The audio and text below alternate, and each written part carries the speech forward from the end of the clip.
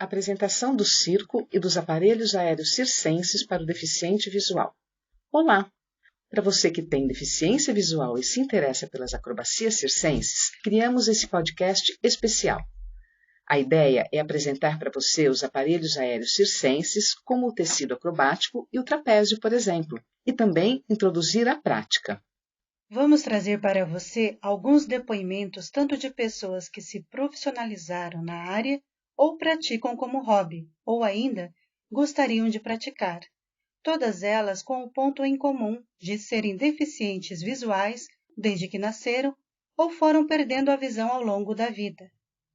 Pretendemos mostrar o quanto somos ilimitados e que dentro de algumas ditas limitações, alcançamos alturas que nem sempre aqueles que não possuem nenhuma limitação conseguem alcançar.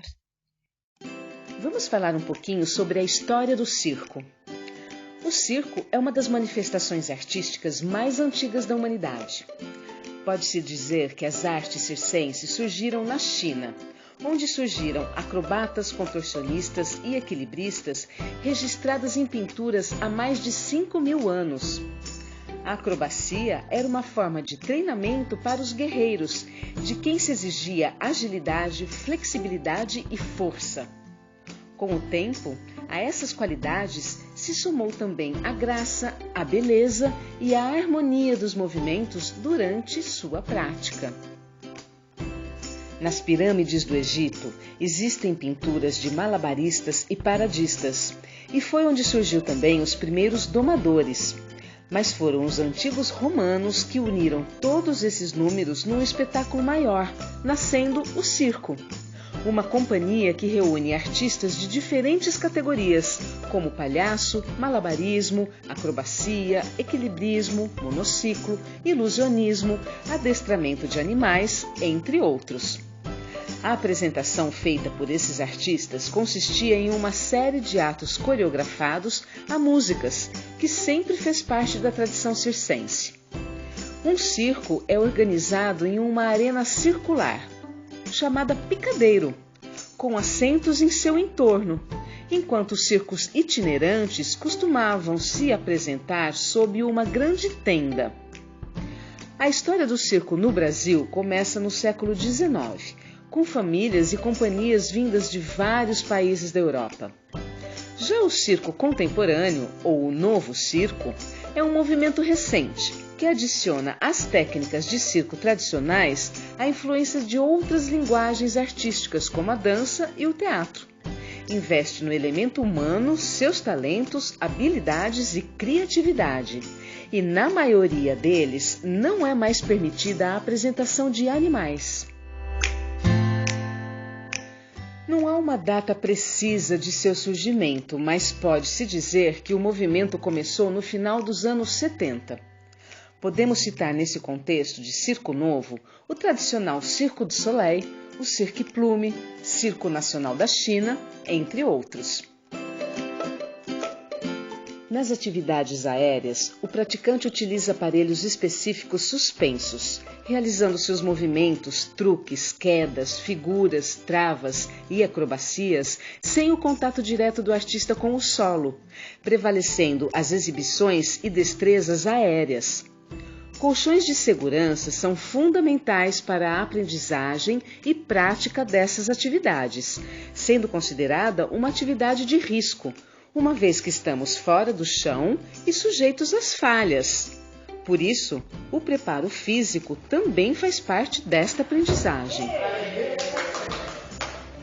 Embora o circo seja uma modalidade artística e não esportiva, nos dias de hoje, os exercícios circenses têm sido uma alternativa para quem busca manter ou melhorar a forma física, ou até mesmo sair do sedentarismo, promovendo um alto gasto calórico de uma forma lúdica, misturando as emoções do circo com um condicionamento físico quase completo.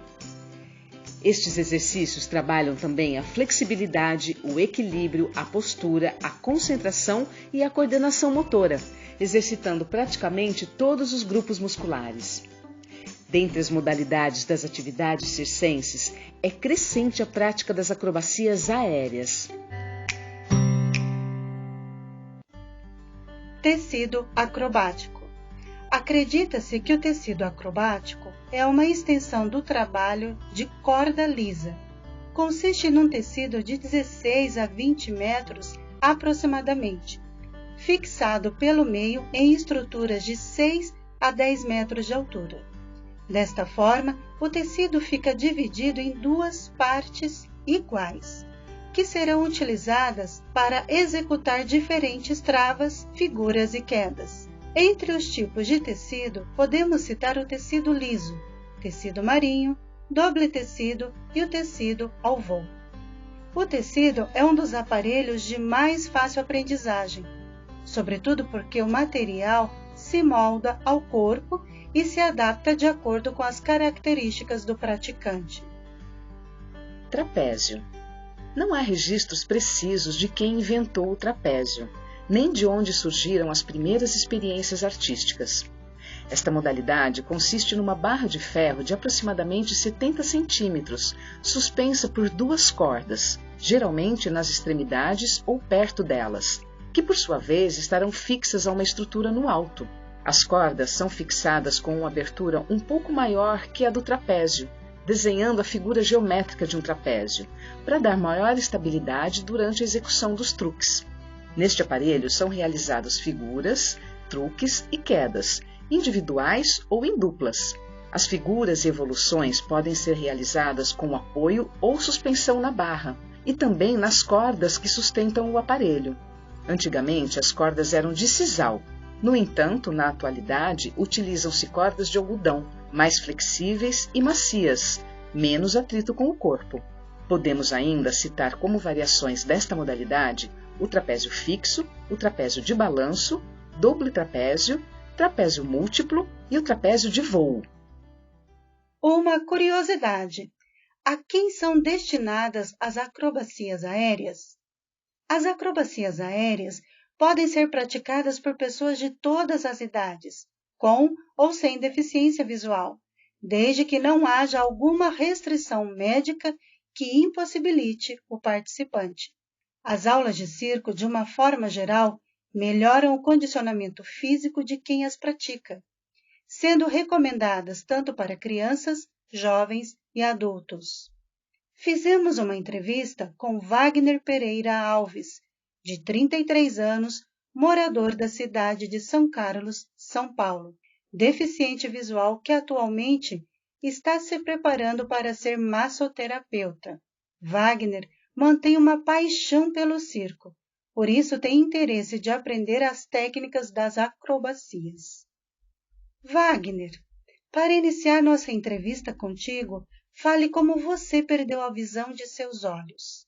Eu tenho glaucoma congênito e má formação de córnea. Então, hoje eu sou cego, completamente cego. Eu perdi, na verdade eu nasci, né, com a má formação de córnea e com glaucoma congênito, mas eu nasci com 10% da visão. Então, consegui fazer algumas coisas, consegui ter bastante noção das coisas com esse percentual de visão. E com 16 anos, devido a complicações do glaucoma e atrofia do nervo óptico, eu acabei perdendo esses 10%. Agora, Wagner, conta como você percebe o circo. Eu acho o circo um universo maravilhoso, fantástico. Eu até fico meio assim de tecer tantos elogios, né? Eu já fiz curso de palhaçaria, então gosto bastante do circo. O teatro me levou a fazer essas oficinas de palhaçaria e me trouxe grande carinho pelo circo. E eu gosto de fazer as pessoas rirem, então eu acho que o circo tem um pouco esse papel, né?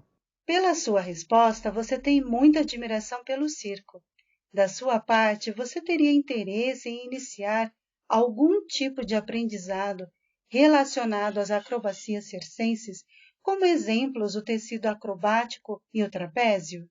Sim, teria completo interesse em aprender acrobacias circenses, né? Todas essas aí que foram citadas e, eu não sei, acrobacias de solo também seriam bem interessantes. Existe algo em especial que gostaria de aprender? Eu não sei nem se enquadra na parte de acrobacias, mas eu gostaria muito de aprender a andar com aquele monociclo, né? Aquela roda única que o pessoal do circo usa bastante. Monociclo, perna de pau, essas coisas me encantariam muito aprender. E Wagner, na sua opinião, quais seriam as dificuldades que você enfrentaria para aprender as acrobacias ou uma das acrobacias circenses? É uma coisa muito da didática, né? Do ensinar. O que acontece às vezes, que as pessoas ensinam normalmente, é demonstrando, né?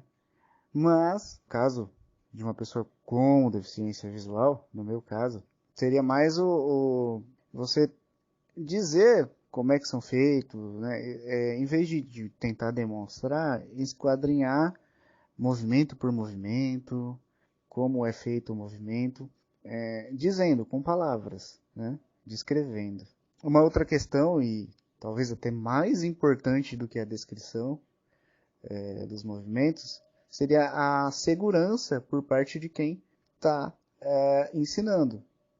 Se a pessoa tiver com medo de que eu faça algum movimento, de que eu me machuque, que aconteça alguma coisa, ela vai transmitir esse medo para mim, e aí pode não rolar legal. Eu posso ficar inseguro, eu posso não conseguir fazer, ou eu posso até me machucar, dependendo do tanto do medo que essa pessoa tem que isso aconteça. Então é importante que a pessoa esteja bastante segura e me passe essa segurança também. Não tenha medo que eu me machuque, que aconteça alguma coisa comigo.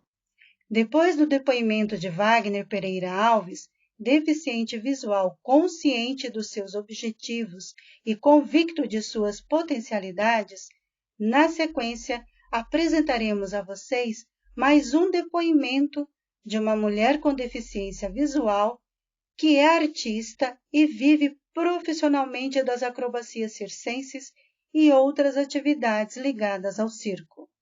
Entre os entrevistados do nosso podcast de hoje está a Ana Lu Faria, de 45 anos. Ela vai contar pra gente um pouco da trajetória dela enquanto profissional das acrobacias aéreas, hoje com limitação total da visão. Ana Lu, você trabalha profissionalmente com as artes circenses?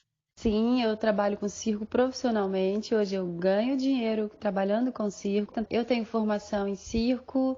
Inicialmente eu fiz na Escola Nacional de Circo, depois o Circo Crescer e Viver. Por incrível que pareça, acho que minha primeira aula de circo na Escola Nacional de Circo foi de trapézio fixo. É o meu aparelho principal, minha modalidade principal. Eu me formei com o trapézio fixo, com o número de trapézio. Faço lira, faço um pouco de tecido, corda indiana. Eu acabei de fazer agora um número, é bem simplesinho, mas nesse espetáculo que eu estou fazendo eu faço o giro na corda indiana, só que a gente adaptou para um tecido, a gente transformou um tecido numa corda indiana e eu faço esse número, o giro no tecido. Eu acredito que eu seja a única com formação profissional nas artes do circo. Eu tenho formação em circo e em teatro. Tenho formação em educação física também. E desde quando você trabalha com o circo? Como que o circo entrou na sua vida? Meu trabalho com circo, ele na verdade começou um pouco antes do circo, né? Eu venho do esporte, pratiquei na infância ginástica artística, mas como meus pais tinham medo de eu me machucar, que eu era muito pequenininha, né, enxergando só 8% da visão naquela época, eles acabaram me tirando da ginástica e eu sempre pensei que um dia eu iria voltar. E o destino acabou me fazendo voltar para a ginástica, não só como aluna, mas como professora. Me formei em educação física e sempre tive esse contato com esporte. Depois eu fui para-atleta, fui da seleção paralímpica de judô, pratiquei atletismo também, natação. O esporte sempre teve na minha vida. Mas quando eu decidi voltar para o teatro e para o circo, eu tinha acabado de perder o pouco de visão que eu tinha por conta de um glaucoma. Como foi que tudo começou? Conta um pouco da sua experiência já como profissional. A minha experiência com circo começou na Escola Nacional de Circo em 1998. Eu fiz a prova, não falei nada para minha mãe, fui lá, fiz a prova lá na Praça da Bandeira e passei. Eu cheguei a ficar 1 ano e meio, mais ou menos, na escola de circo, mas aí eu tive que trancar, porque eu estava fazendo faculdade e não estava conseguindo dar conta, né? Você imagina que naquela época não tinha lei brasileira de inclusão e eu passei todas as dificuldades que uma pessoa com baixa visão pode passar em se tratando da educação e sua inclusão, né? Bom, na escola de circo, não sei se você tem contato ou se já ouviu falar da Escola Nacional, são professores oriundos de famílias de circo, ou seja, as pessoas que trabalhavam na época não tinham um processo pedagógico, não tinham um método, uma metodologia, eles reproduziam aquilo que a família ensinou para eles. E como foi o seu primeiro contato com o aparelho aéreo? Qual deles que você conheceu primeiro? Conta como foi a sua primeira aula de aéreos. A minha primeira aula foi de trapézio fixo. Eu me recordo que eles botavam longe em todo mundo, né, aquele cinto de segurança, porque o trapézio ficava bem alto, ficava acho que no mínimo uns 2,5 metros de altura. E aí, assim, né, eles começavam a ensinar uma sequência bem básica. Eu não expliquei para eles que eu tinha só 8%, eu simplesmente falei que eu tinha um pouco de deficiência visual, mas eles não tinham ideia que era só 8%. Isso foi um conselho que a psicóloga da escola havia dado para mim. E assim, né, eu na verdade, como eu tive a ginástica como um esporte base, eu tive muita facilidade com trapézio. As acrobacias básicas eu estava conseguindo realizar logo de cara, logo no começo. E aí depois as coisas foram, né, ficando mais emocionantes, né, porque aí a gente depois ganha confiança, eles tiram a lonja. E aí sim, né? E aí eu vi que, nossa, que modalidade gostosa é o trapézio. Eu passei pela lira, passei pelo tecido, mas trapézio é o que me encantou. E aí depois eu acabei trancando a escola de circo, seguindo a profissão de professora. Quando eu voltei para o circo foi em 2014, que eu fui convidada para fazer parte de uma companhia de circo e teatro. E no galpão que eu estava, tinha um trapézio.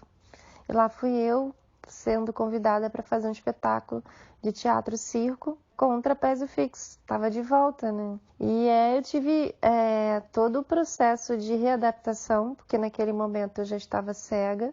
Eu perdi a visão em 2010, totalmente. E aí foi, assim, uma adaptação. E como que foi essa adaptação? Eu fui criando uma metodologia, porque não tinha como, não tinha ninguém especialista nisso, né? Então, tudo que eu precisava aprender, aprender um truque novo, eu pedia para o trapézio ficar bem baixinho. Se tivesse algum trapézio extra que não tivesse pendurado no chão, então se é uma figura mais complexa, eu executava ela naquele trapézio solto no chão, para depois executar ela num lugar mais alto. Então eu parto daí, eu só faço uma acrobacia nas alturas quando eu tenho pleno domínio dela, e é dessa forma que eu trabalho. Então, assim, normalmente quando é uma figura nova, um movimento novo, um truque novo, eu faço ele no trapézio bem baixo. E aí depois, aí sim, aí pronto, domino e aí eu subo, não tem problema algum. Eu evito figuras de perda de contato com o aparelho, que normalmente são as quedas. Eu até faço algumas quedas, mas quedas que o meu corpo fica em contato com a corda do trapézio ou com a barra, né? Eu faço, sei lá, nem sei quantas figuras de queda, mas as que eu faço, normalmente eu faço dessa forma, tendo essa segurança de perceber em que momento eu seguro ou com as mãos ou com os ganchos, seja dos pés ou dos joelhos, né? Que são as curvas. No tecido eu não gosto muito porque eu sou muito pequena. Não sou flexível, eu sou muito forte, mas eu não sou flexível. Então, esteticamente, eu não acho que eu fico bonita no tecido. Faço algumas subidas, faço algumas figuras. E na lira, sim, na lira eu também comecei a trabalhar um pouco mais. Já aconteceram projetos onde eu tive que montar um número para um espetáculo, então eu tenho um pouquinho de domínio de lira também, mas sempre naquela mesma forma que eu uso no trapézio. Pego a figura embaixo, depois eu subo com a lira mais nas alturas. Eu executo números sem colchão, quando é possível ter colchão, claro que eu aceito, né? Uma questão de segurança. Para finalizar a nossa entrevista, você gostaria de deixar mais alguma mensagem para complementar sua fala?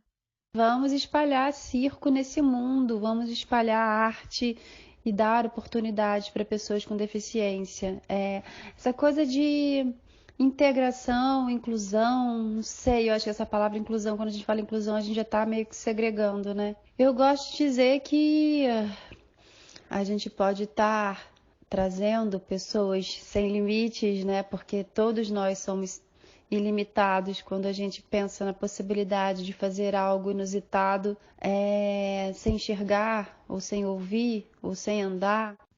Este podcast trouxe algumas informações para você que tem deficiência visual e gosta do circo. Na verdade, o teu gostar vai além.